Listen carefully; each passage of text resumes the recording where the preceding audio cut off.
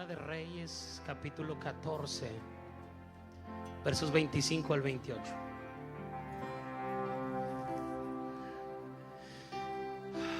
Tenía una palabra que compartirles, pero ahorita que estábamos adorando, alabando, el Espíritu cambió un poquito. De hecho, hasta traía unas imágenes en la pantalla y no las voy a usar,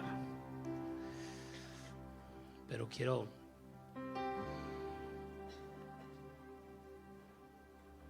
mostrarles algunas cosas. Primera de Reyes 14:25 dice: al quinto año del rey Roboam. Roboam fue el hijo de Salomón. Es a quien se le divide el trono, el reino.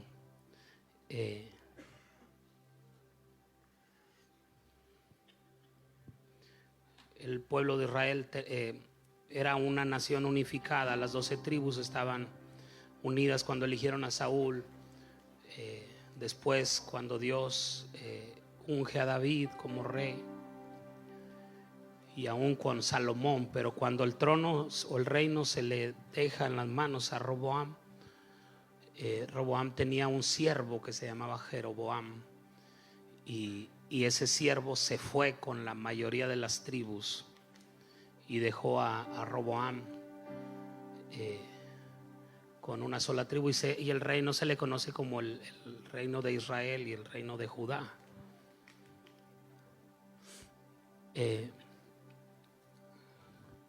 Cuando la estaba pasando mal Roboam, sucedió situación que les voy a comentar. No quiero hablar de eso, sino lo voy a tomar como la palabra que Dios me dio para hoy. Dice: al quinto año del rey Roboam subió Sisac, rey de Egipto, contra Jerusalén, y tomó los tesoros de la casa de Jehová y los tesoros de la casa real, y los saqueó todo. También se llevó todos los escudos de oro que Salomón había hecho, y en lugar de ellos hizo el rey Roboam escudos de bronce, y los dio a los capitanes de los de la guardia, quienes custodiaban la puerta de la casa real. Cuando el rey entraba en la casa de Jehová, los de la guardia los llevaban y los ponían en la cámara de los de la guardia. Lo que está diciendo es que en algún conflicto o en algún momento el rey de Egipto vino y saqueó la casa de Dios. Vino y se llevó todo el oro. Ahora, el decir dice los tesoros de la casa real y los tesoros de la casa de Jehová. Esto es algo muy fuerte, aunque lo dice de una manera muy simple, porque Salomón había edificado un templo sumamente ostentoso. Su papá, el rey David, había juntado todo el oro del botín de las guerras que acumuló durante años. Él guardó ese oro para que se construyera la casa de Dios. Entonces, todos los utensilios, todas las cosas que había. No estoy hablando del tabernáculo en el desierto, para que no se confunda. Estoy hablando del templo de Salomón. El primer templo que hubo en forma fue el que Salomón construyó. David quería construirle un templo a Dios, pero Dios le dijo: hay mucha sangre en tus manos, tú no lo vas a hacer, pero tu hijo lo va a hacer. Entonces Salomón tiene un reino de paz. No hay guerras prácticamente. Inició matando a algunos que estaban ahí alborotando a su reino, y ahí se apaciguó todo. Y el resto del tiempo que Salomón gobernó fue en paz. Bueno, si se puede estar en paz casado con 1000 mujeres, ¿verdad? Pero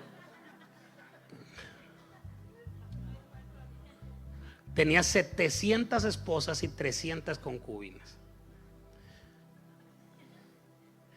Eso da un equivalente, bueno, no lo dijo, pero tenía mucho dinero ese tipo.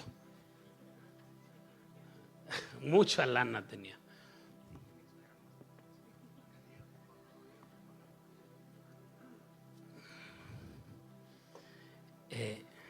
Fue el hombre más rico que ha pisado la tierra. fue el hombre más sabio que ha pisado la tierra. Yo sé que ustedes van a decir, pero Cristo no vino aquí a manifestar riqueza material. Sin embargo, manejaba mucha lana. Pero quien vino a manifestar la riqueza del cielo fue Salomón. Cuando Dios le preguntó, ¿qué quieres que te dé? Dijo, dame sabiduría. Dijo, por cuanto no pediste sabiduría, por cuanto no pediste dinero, ni la vida de tus enemigos, ni larga vida, pues yo te doy sabiduría, lo que pediste, pero te doy riquezas, te doy la vida de tus enemigos y te doy una larga vida. Entonces él recibe lo que no estaba pidiendo. Por pedir bien, cuando tú eliges la sabiduría, entonces va a venir como recompensa otras cosas. El otro día me estaba platicando Patricio que fueron a una conferencia para aprender a invertir en la bolsa de valores. Y dice que él no sabía, pero entre todos los que fueron iban a rifar un iPad, iban a sortear un iPad. ¿Cuántas personas había en la sala? Como unas 500 personas estaban ahí y fueron Patricio y Tony. Y dice que ya cuando terminan todo, dice, pues vamos a hacer la rifa del iPad. Y se estaban haciendo ahí relajo entre la gente que estaba ahí. Y de pronto dice, bueno, pues quien se lleve el iPad es Patricio Martínez Reyes. Esa soy yo, dice, y salí, no, espérame, dice, salí corriendo. Cuando llegué allá me dijeron, ¿quieres un curso gratis o quieres el iPad?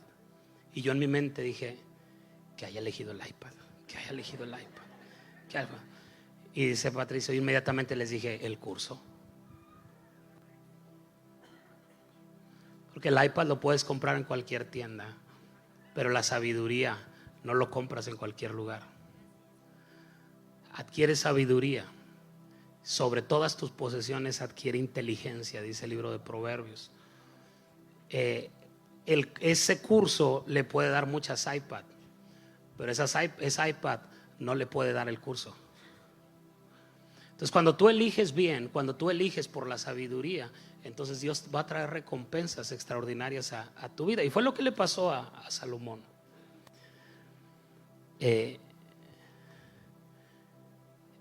Entonces la riqueza que había en la casa de Salomón, imagínate, en la casa de Dios, toda la riqueza acumulada de años del rey David metida en la casa de Dios, y luego la riqueza del hombre más rico que ha existido en la tierra.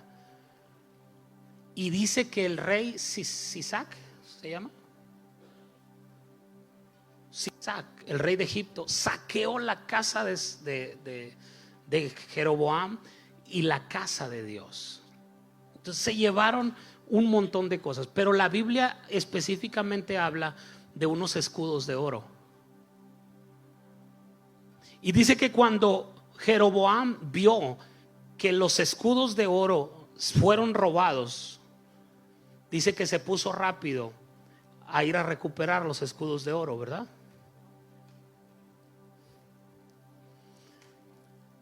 Empezó a fabricar escudos de bronce.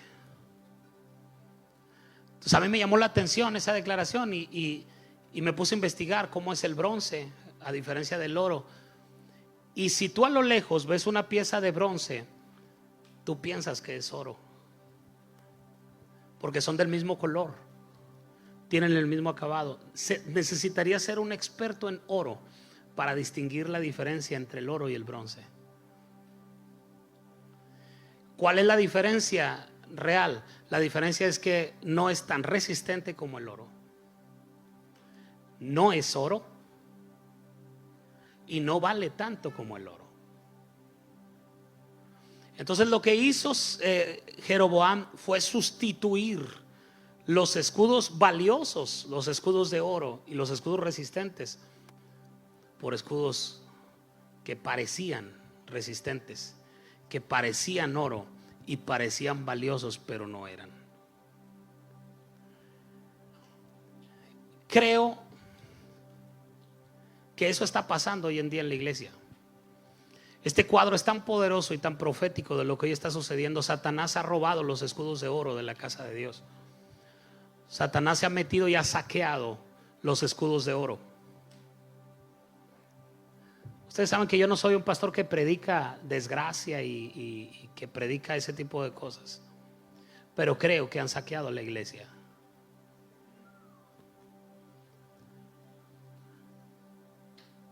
Y la iglesia, en vez de salir a recuperarlos, los ha sustituido por algo que parece gracia, que se ve como gracia, pero no es gracia. No es tan resistente, no es tan valiosa, porque no es gracia. El Espíritu me habló y me dijo: quiero que ustedes sean una iglesia que recupere los escudos de oro que se perdieron.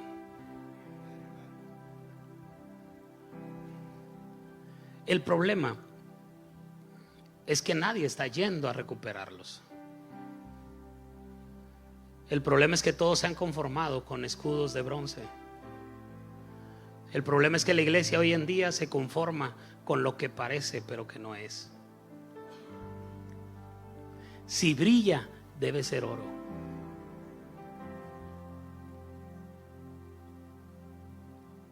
Cuando tú aprendes de la gracia, te haces experto en oro y distingues lo que es gracia y lo que no es.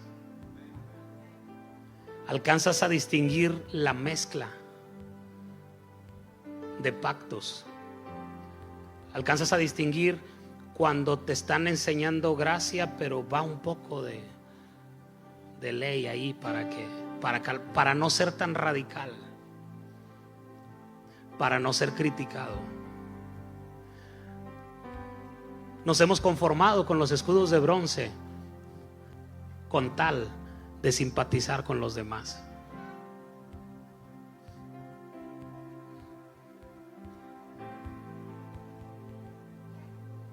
Pero la gracia, amada iglesia, es el verdadero evangelio que Cristo enseñó. El evangelio de la gracia. La Biblia dice, el viernes lo estuve enseñando en la escuela de gracia. Dice Efesios, ¿qué era, hermano Benjamín? 2:18, 8 y 9. Efesios 2, 8 y 9 dice: porque por gracia. ¿Por qué? Vamos, dígalo, aunque duela, diga: por gracia sois salvos. ¿Por medio de qué? De echarle ganas, de esfuerzos, de sacrificios. Dice: por gracia somos salvos. ¿Qué está diciendo este verso? ¿Qué está diciendo la Biblia? Está diciendo que no hay otra manera de ser salvos. No la hay. No hay otro evangelio. No hay otra alternativa. La única entrada al cielo es por gracia. Por gracia somos salvos por medio de la fe. Y me encanta la Biblia cómo es de detallista. Dice: y esto, para que no le quepa duda a nadie, esto no tiene nada que ver contigo. Qué poderoso. No sé si a usted le parezca poderoso. A mí me hierve la sangre cuando yo veo esto. O sea, me hierve la sangre de que me emociono, no que me enoja. Dice: y esto no de vosotros, pues es un regalo de Dios. ¿Qué está esperando Dios a cambio de la salvación? Es un regalo. Él no está esperando nada. Es un amor ágape, es un amor sin condición, es un amor que todo lo entrega, es un amor que no está esperando nada a cambio. Es un amor que fue dado antes de que tú y yo naciéramos. Ese amor de Dios ha sido entregado, ha sido dado. No tienes que hacer nada, porque no tuviste que hacer nada para que ese amor fuera derramado. Lo único que tienes que hacer es poner la fe. Dice: por gracia sois salvos por medio de la fe. La fe es lo único. Tú tomas tu fe y lo pones en ese regalo, lo haces tuyo, lo crees y ahora eres salvo. Quiero preguntarles algo. Es una pregunta tramposa, se los anticipo. Pero yo quiero, como decía Panchito, que el cliente se ahorque solo. ¿Cuántos aquí son salvos? Ah, caray. Tenemos media iglesia que no es salva. Vamos a recibir a Cristo todos ahorita, arreglamos ese problema. ¿Cuántos aquí son salvos? Es que dije pregunta tramposa, ¿verdad? Por eso que así como que, pues por muy tramposa que sea, si usted es salvo, es salvo. ¿Cuántos son salvos aquí? Oh, amén, amén. O van a ser salvos. ¿Son o van a ser? Entonces, ¿por qué cuesta tanto trabajo asimilar la gracia? ¿Por qué quiere pagar por algo que ya tiene? Si vas a ser salvo es porque estás en el proceso para hacerlo. ¿Alguien aquí está en el proceso para ser salvo? No, yo no estoy en ningún proceso. Yo soy salvo. Por gracia soy salvo. Por medio de la fe. Y esto, ni te acomodes. Decía un amigo hace muchos años: acomódate, calcetín. Ni te acomodes, no tiene nada que ver contigo. Pues es un regalo de Dios. Dice el siguiente verso: no por obras, para que nadie se gloríe. ¿Qué significa esto? No tienes que hacer nada para que no andes tirando aceite que fue por ti. Yo me lo gané. Yo sí hice cosas para ganármelo. Aquel no se lo merece. No, no se lo merece ni él, ni te lo mereces tú, ni me lo merezco yo, ni nadie se lo merece. No es por obras, para que nadie se gloríe. No tienes que hacer nada. Todo lo que se tenía que hacer ya fue hecho.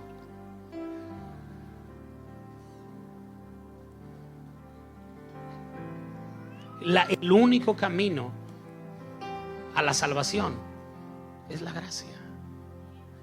Quiero que veamos Gálatas capítulo 4.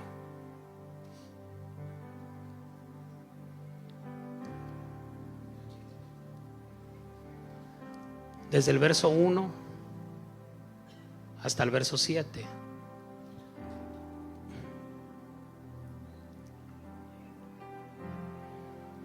Dice: pero también digo, entre tanto que el heredero es niño. Voy a leerlo todo y luego lo explico.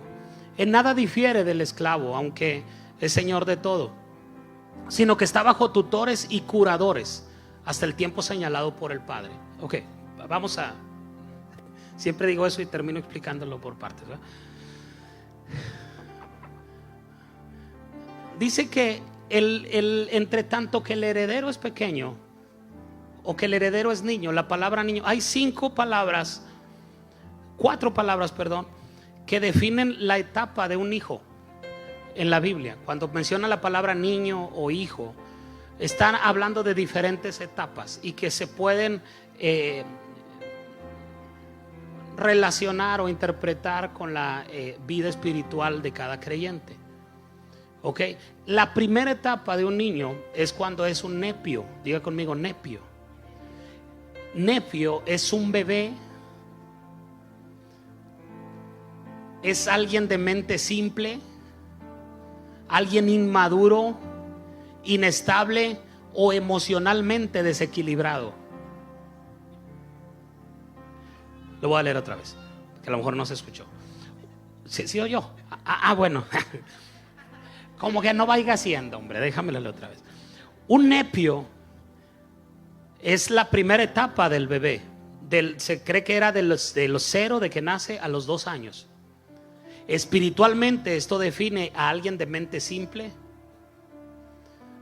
un cristiano inmaduro, inestable, es decir, que no está estable en ningún lugar. Unos días está aquí, otros días está acá. Como decían antes, como dice el proverbio, en todo está menos en misa. Y es emocionalmente desequilibrado. ¿Cuántos emocionalmente desequilibrados están aquí? No diga nada, nomás sonría. ¿Quién es alguien emocionalmente desequilibrado? Alguien que se mueve por las emociones, que no hay estabilidad en su vida porque un día está emocionado por algo, otro día está triste, otro día está deprimido, otro día está en diferentes etapas. Y lo que está diciendo aquí dice: entre tanto que el heredero es nepio, en nada difiere del doulos. Doulos es la palabra que se usa para esclavo. Doulos es un siervo, alguien que nunca va a ser hijo, pero que siempre va a ser siervo. Es obediente, acata las instrucciones, se somete a la autoridad, pero nunca va a dejar de ser siervo. ¿Cuántos siervos hay aquí? Ahora resulta que no hay ni nepios ni doulos. Bien, muy bien. Vamos, me equivoqué de reunión. Entonces me parece que esta no es la palabra espíritu para la iglesia. Entre tanto que el heredero es nepio, es inestable, es inmaduro, es emocionalmente desequilibrado, es igual que un siervo, aunque es señor de todo. La diferencia entre el nepio y el doulos es que el nepio un día va a ser dueño, el doulos nunca. Ok, siguiente verso. Dice: sino que está bajo tutores y curadores hasta el tiempo señalado por el padre.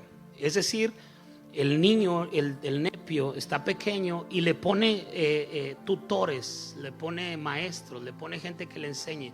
Ayos se le llamaba en la época bíblica.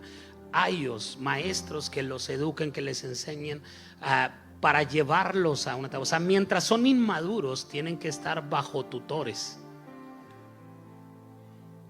¿Sí?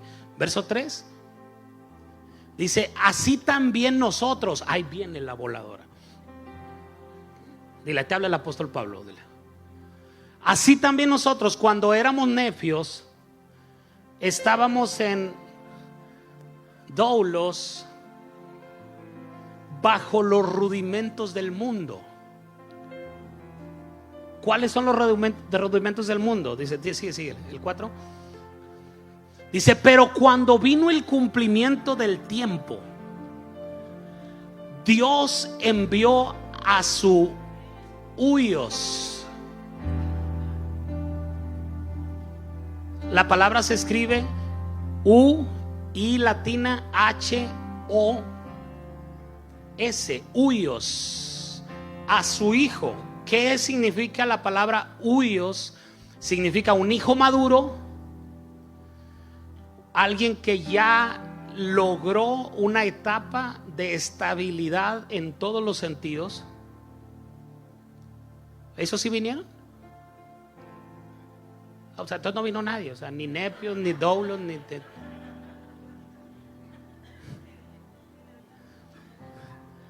Ese es el término que se le da a Jesús cuando dice que es el huios de Dios. Este es mi huyo amado, en el cual yo tengo contentamiento. Ok, pero no es un término que solo se le da a Cristo, sino a todos los que alcanzan esa etapa de madurez, de independencia emocional, que son estables, que están fijos, que están plantados, que están establecidos. Dice: cuando vino el cumplimiento del tiempo, Dios Pater envió a su huios, nacido de mujer y nacido bajo la ley. Esa declaración es bien importante. Jesús no caminó en tiempos de la gracia, Jesús caminó en tiempos de la ley. Por eso yo lo he hablado en la escuela de gracia. Si tú dices, no, todo lo que Cristo dijo es para mí, dice que si tu brazo te es ocasión de caer, te lo cortes. Y dijo que si tu ojo te es ocasión de caer, lo saques. ¿Lo has hecho? No, porque no todas las palabras que Jesús dijo son para nosotros. Todas las palabras que Jesús dijo son verdad, pero no es una verdad para nosotros. Te fijas, cuando se acercaban los religiosos, Él les decía sepulcros blanqueados, generación de víboras, y decía una serie de cosas muy agresivas. Pero cuando hablaba con la samaritana, le decía: el que bebiere de mi agua no volverá a tener sed jamás, sino que el agua que saliere de él. A los pecadores les decía: vete y no peques más. Decía: ni yo te condeno. Un día estaba comiendo cuando llamó a Leví, a Mateo, que era un publicano, gente odiada por los judíos, y lo llama a que lo siga, lo llama al ministerio, y él hace una fiesta, una cena para despedirse de sus amigos, y Jesús estaba ahí sentado, y llegan los fariseos y le dicen a los discípulos: ¿qué hace Jesús sentado con esa escoria? Nunca ves a Jesús sentado en la casa de un fariseo. Con los pecadores era tajante, con los religiosos era tajante, pero con los pecadores era amoroso. Sí, debemos decir amén, porque si no dices amén, entonces tú eres un religioso, y él no se acerca a los religiosos. Y dijo la célebre pastora Joca: esto es verdad, aunque no digas amén. Dice: Dios envió a su hijo nacido de mujer. Ok, verso 5. Dice: para que redimiese a los que estaban. ¿Cómo? ¿Cuáles son los rudimentos del mundo? Muchos piensan que la gracia es kindergarten, es lo facilito del evangelio, pero otros ya están en un nivel de madurez. Por eso sacan el látigo y castigan y juzgan y dicen, porque ya son maduros. Lo que la Biblia dice es que los que están bajo la ley son necios.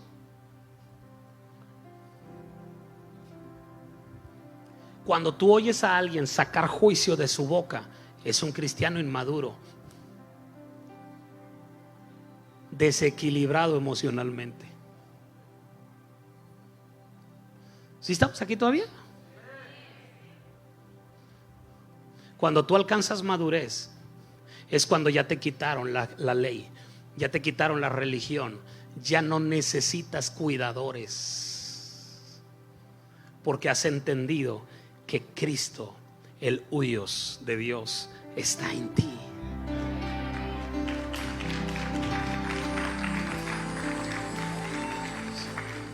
¿Cuántos todavía necesitan cuidadores?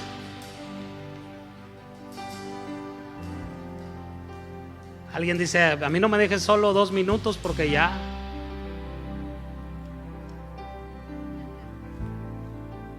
Y dice: para que redimiese, si déjame el 5, dice: para que redimiese a los que estaban bajo la ley, a fin de que recibiésemos la adopción de huyos. Es decir, Él quiere tomarnos y convertirnos en hijos maduros, en hijos estables. Y dice el verso 6: y por cuanto son hijos huyos, Dios envió a vuestros corazones el espíritu de su Hijo, el cual clama: Abba, Padre. ¿Qué dice el 7? ¿Qué dice el verso 7? No sé si era hasta el 7 o hasta el 6. Así que ya no eres esclavo, ya no eres doulo, ya no eres siervo, sino hijo. Y si hijo, también heredero de Dios por medio de Cristo. No significa que ya no vas a servir, significa que ya no sirves para ser, sirves porque eres. No me estoy ganando una posición en el reino, tengo posición en el reino, por eso sirvo, por eso hago, por eso predico, por eso voy, por eso evangelizo, por eso hago lo que hago, por lo que soy, no para llegar a ser. ¿Alguien me está entendiendo lo que estoy diciendo? Ahora ya no somos esclavos, sino hijos, y si hijos, también herederos. Soy un heredero de Dios por medio de Cristo. Yo recibo su herencia eterna. Yo recibo su herencia eterna.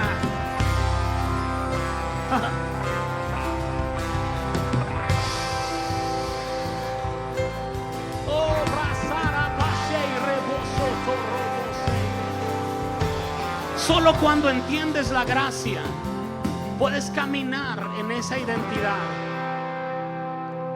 Solo cuando entiendes la gracia puedes caminar en esa identidad. No estás bajo condenación de ti mismo, diciendo tú no mereces pedirle a Dios nada, tú no mereces. Cuando tú tienes esos pensamientos de no ser digno, de no merecer, entonces tú estás bajo curadores, bajo cuidadores.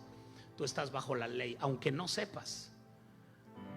La ley te está diciendo lo que no puedes hacer, lo que no puedes alcanzar, lo que no está habilitado para ti. Pero la gracia te dice lo que sí puedes hacer, lo que ya es tuyo. ¿Te diste cuenta? Dice, ahora si somos hijos, la consecuencia natural, somos herederos. No hay hijos sin herencia. Pero mientras eres un doulo, mientras eres un esclavo, mientras tu mente está esclavizada, puedes ser hijo y ser heredero, pero nunca vas a recibir la herencia porque piensas como un esclavo. Pero cuando viene el espíritu de adopción a nosotros, entonces podemos clamar, Abba Padre. ¿Alguien puede decir Abba Padre? Diga conmigo, papito, papá.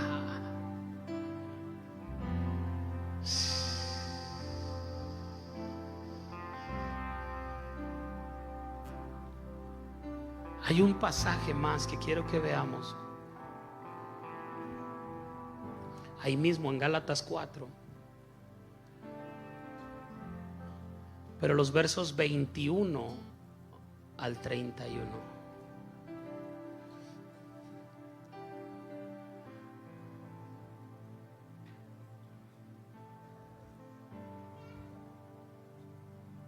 Dice, va a empezar el apóstol Pablo, el apóstol que escribió Hebreos, se cree que es el apóstol Pablo, pero no está confirmado. Comienza con una declaración bien interesante, porque hasta ahorita yo te he hablado de gracia y de las bendiciones que tenemos solo por fe, no por hacer algo, no por hacer tal cosa, no por hacer ni por ser, sino por gracia, es don de Dios. Pero a mucha gente le cuesta trabajo concluir esto. Dice, no puede ser tan fácil. Dios no puede ser tan bueno. Esa fue la conclusión, a resumidas cuentas, de los 10 espías. De los 2 que envió Moisés, 10 vinieron diciendo, no puede ser que Dios sea tan bueno. Si la tierra fluye leche y miel, y hay frutos grandes y casas grandes, pero no creo que Dios nos la pueda dar. No creo que Dios la haya preparado para nosotros. No puede ser que Dios sea tan bueno. Entonces esa es la conclusión a la que la iglesia llega hoy en día y se conforma con escudos de bronce. Le llega algo que parece que lo tocas y sí, se me hace que sí aguanta, pero no te das cuenta que es de bronce. No es gracia, pero tú lo tomas como una verdad. Y cuando alguien te habla de la verdadera gracia, dicen que estás torciendo el evangelio. Esas doctrinas son peligrosas. ¿Por qué? No creo que Dios sea tan bueno. No creo que sea tan fácil. No puedo creer que Dios haya hecho todo por mí sin que yo haga nada. Al final de cuentas, resumidas cuentas, eso es lo que la gente concluye. No creo que Dios sea tan bueno. Entonces yo te estoy hablando de esto y tú estás pensando, ay, es que no creo que sea tan fácil.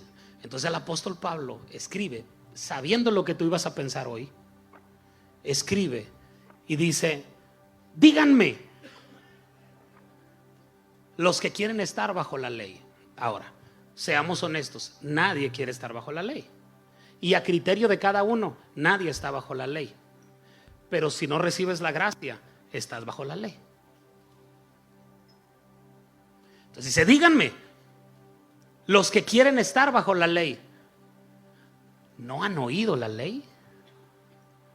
Porque está escrito que Abraham tuvo 2 hijos, uno de la esclava, el otro de la libre. Pero el de la esclava nació según la carne, mas el de la libre por la promesa, lo cual es una alegoría. o es una ilustración, es para mostrar algo, es un cuadro que se pintó en el Antiguo Testamento que estaba mostrando la obra de Jesús, el hilo conductor de la Biblia. Dice: pero el de la esclava nació según la carne, mas el de la libre por la promesa, lo cual es una alegoría, pues estas mujeres son los dos pactos. ¿Cuáles son los dos pactos? La ley y la gracia.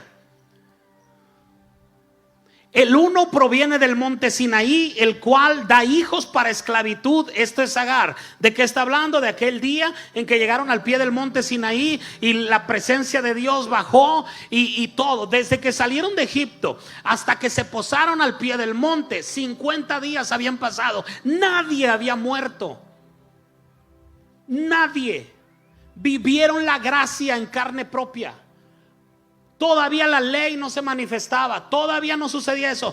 Les dieron de comer, los sustentaron 50 días en el desierto. Murmuraron contra Dios, murmuraron contra Moisés, concluyeron cosas terribles en el desierto.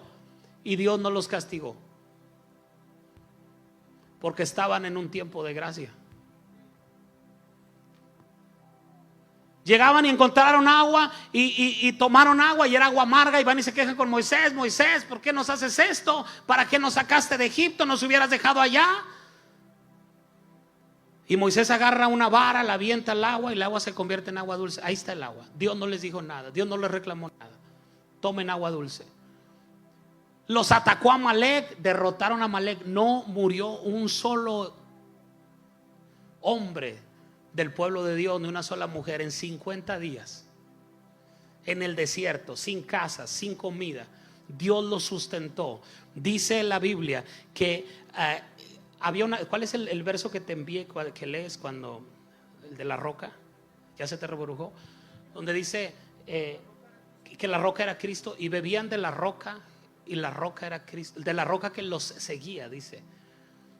Si lo pueden encontrar. Y ahorita regresamos acá a Gálatas 4:24. Dice 1 Corintios 10:4: y todos bebieron la misma bebida espiritual, porque bebían de la roca espiritual que los seguía. Eso está poderoso. Cristo estaba con el pueblo en el desierto.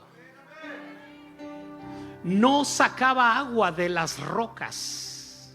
Había una roca que los seguía a todas partes. La gracia los acompañaba aún en el desierto. Dice: bebían de la misma, bebían de la roca espiritual que los seguía, y la roca era Cristo. La gracia se manifestaba. Tenían sed y salía agua de Cristo. El agua de la roca comenzaba a fluir en el desierto, y bebían y eran saciados. ¿Qué comían en esos 50 días? Maná que descendía del cielo. Juan 6, Jesús alzó la voz y dijo: yo soy el maná que descendió del cielo. Ahí estaba Cristo. Pero cuando llegan al pie del monte, le dicen a Moisés: sube y habla con Dios, y todo lo que nos pida que hagamos lo haremos. Ahí cambia Dios el discurso. Le dice a Moisés que nadie se acerque, que nadie toque los dinteles del monte, ni mujeres, ni niños, ni hombres, ni animales, porque el que traspase los límites morirá. ¿Cómo si no había muerto nadie? Porque llegaron ahí pensando que habían llegado ahí por ellos. Lo que Dios nos pida lo podemos hacer. Ellos creyeron, se creyeron autosuficientes, creyeron que ellos solos lo podían hacer. Se les olvidó que era Cristo el que les daba agua, que era Cristo el que les daba de comer. Pensaron que era por ellos. Se la creyeron que era el pueblo escogido, pero se equivocaron en su conclusión y le dijeron: lo que Dios pida lo haremos. Y ese día hubo una gran mortandad en el pueblo, en ese suceso.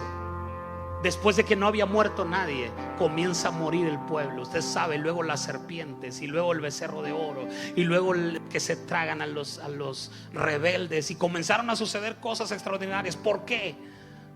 Porque dejaron de ver la gracia. Quitaron sus ojos de Cristo y lo pusieron en ellos mismos. Y ese día en el monte Sinaí, Moisés subió y le dijo Dios a Moisés: les voy a dar una serie de cosas que no pueden hacer. No te harás dioses ajenos, no robarás, no esto, no aquello. Y les da la ley de todo aquello que no pueden hacer. Y la ley tiene hijos.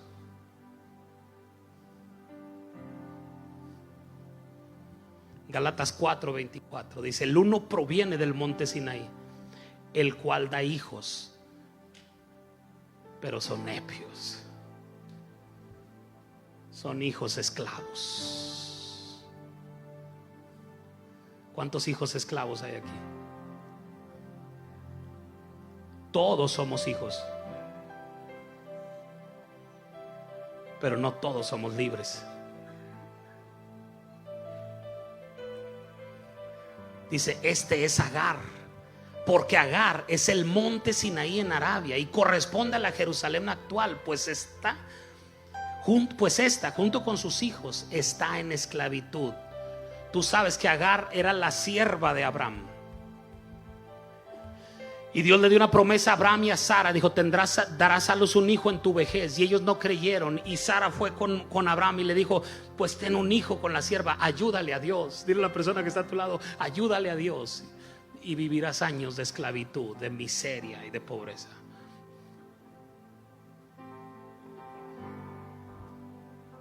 ¿Qué significa ayudarle a Dios? Cuando creo que por lo que yo hago, Dios me responde.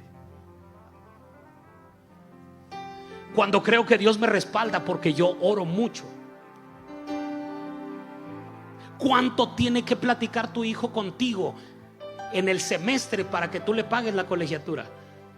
¿Es tonto? Bueno,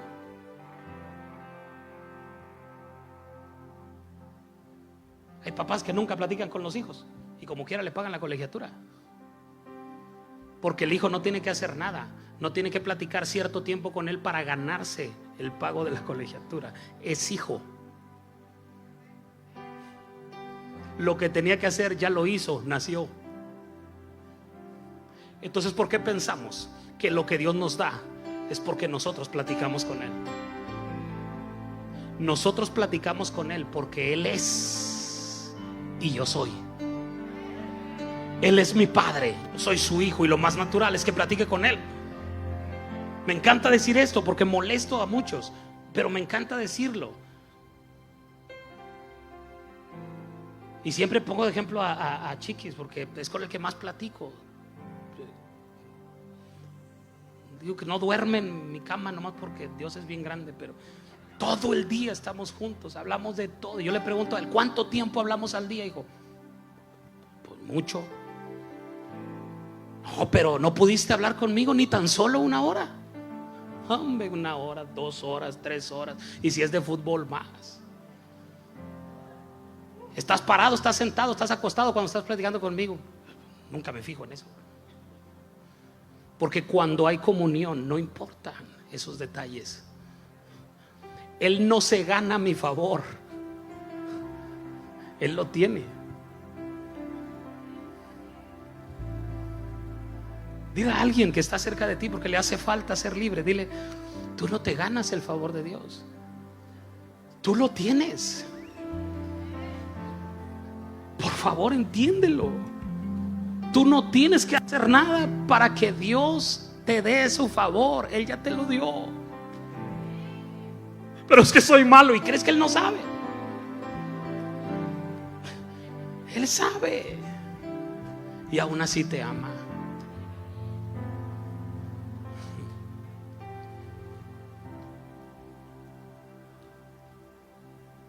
Verso 26 dice: más la Jerusalén de arriba, la cual es madre de todos nosotros, es libre. Porque está escrito: regocíjate, oh estéril. Isaías 54 es este pasaje. Dice: tú que no das a luz, prorrumpe en júbilo y clama. Tú que no tienes dolores de parto, porque más son los hijos de la desolada que de la que tiene marido. Así que, hermanos, nosotros como Isaac somos hijos de la promesa. Pero como entonces el que había nacido según la carne perseguía al que había nacido según el Espíritu, así también ahora. Y mira, Génesis 21 habla de este suceso del que estamos hablando acá. Dice: visitó Jehová a Sara como había dicho, e hizo Jehová con Sara como había hablado. No importa cuánto se tarde, no importa cuánto le intentes a Dios ayudar, lo que Él dijo que haría, Él lo va a hacer. Él no es hombre para que mienta, ni es hijo de hombre para que se arrepienta. Si Él dijo que iba a hacer algo, lo va a hacer. Y Sara concibió y dio a Abraham un hijo en su vejez, en el tiempo en el tiempo en el que Dios le había dicho, ni antes ni después. En el tiempo, no es en tu tiempo, no es cuando tú quieres, es en el tiempo que Dios le había dicho. Y llamó a Abraham el nombre de su hijo que le nació, que le dio a luz Sara, Isaac. Y circuncidó a Abraham a su hijo Isaac de 8 días, como Dios le había mandado. Y era Abraham de 100 años cuando nació Isaac su hijo. Madre mía, 100 años. Entonces dijo Sara: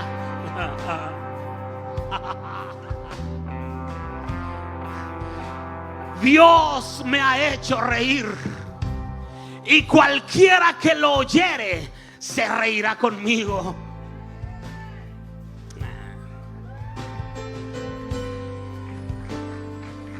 No está diciendo Dios me ha hecho llorar, dice Dios me ha hecho reír. ¿A alguien aquí Dios lo ha hecho reír? Cuando tú veas a alguien en el altar riendo y te preguntes ¿por qué se está riendo? Dile: es que Dios le hizo cosquillas, Dios le contó un chiste, Dios lo hizo reír. Y cualquiera que lo oyere se reirá conmigo. Verso 7. Y añadió: ¿quién dijera a Abraham que Sara habría de dar de mamar a hijos? Pues le ha dado un hijo en su vejez. Y aquí es donde se pone esto feo. Y creció el niño y fue destetado. E hizo Abraham gran banquete el día que fue destetado Isaac. Y vio Sara que el hijo de Agar, la egipcia, el cual ésta le había dado a luz a Abraham, se burlaba de su hijo Isaac. Mira, el hijo de la esclava se está burlando del hijo de la libre.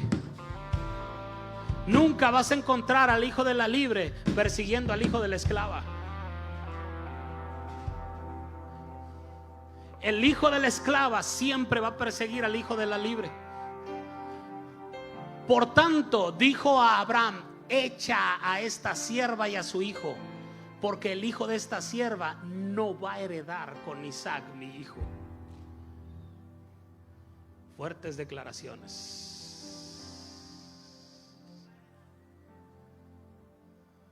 Eso está muy fuerte. Pero tenemos que ver el hilo conductor.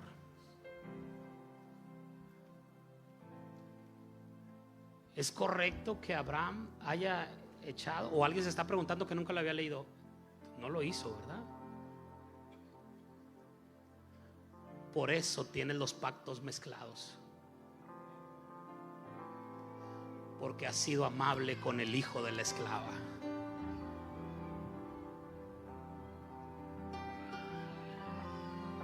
Por tanto, dijo Abraham: echa a esta sierva y a su hijo, porque el hijo de esta sierva no ha de heredar con Isaac mi hijo. Verso 11.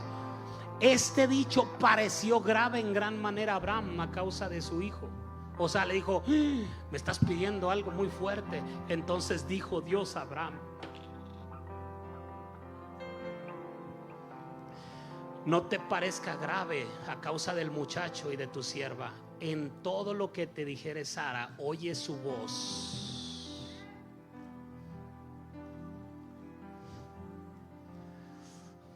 Porque en Isaac te será llamada descendencia.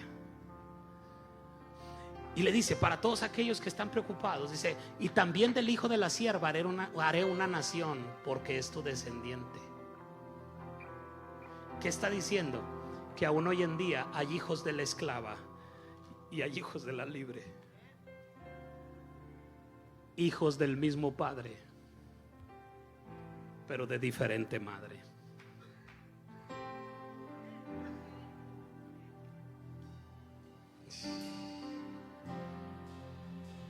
¿Cuántos son hermanos míos? ¿Y cuántos son medios hermanos?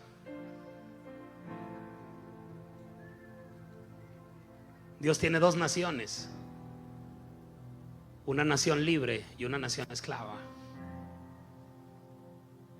Regrésame a Gálatas 4, verso 28. Dice, así que hermanos, nosotros como Isaac somos hijos de la promesa.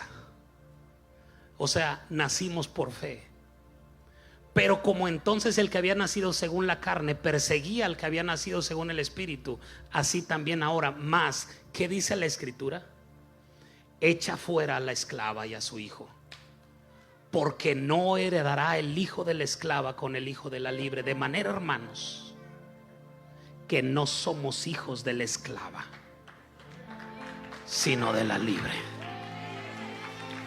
¿Alguien puede decir amén a esto?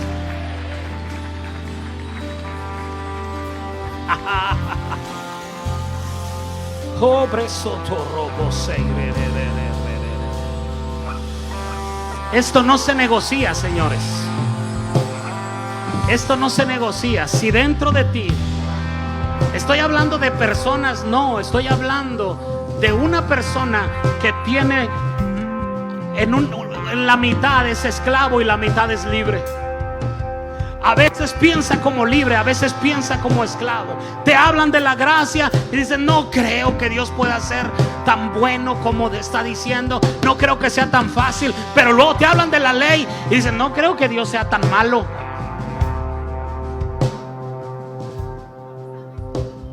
Y es cuando comienzan las mezclas de pactos. Y esta casa no va a mezclar pactos. Jesús les dijo, ojalá fueres frío, ojalá fueres de la ley, porque si eres de la ley te va a arrojar a la gracia. Va a llegar un momento en que concluyas que necesitas un Salvador e irás corriendo a la gracia. Dice, ojalá fueres caliente y estés bajo la gracia. Dice, pero por cuanto mezclaste las dos y eres tibio, yo te vomitaré de mi boca. Hoy es el día de echar fuera al hijo de la esclava.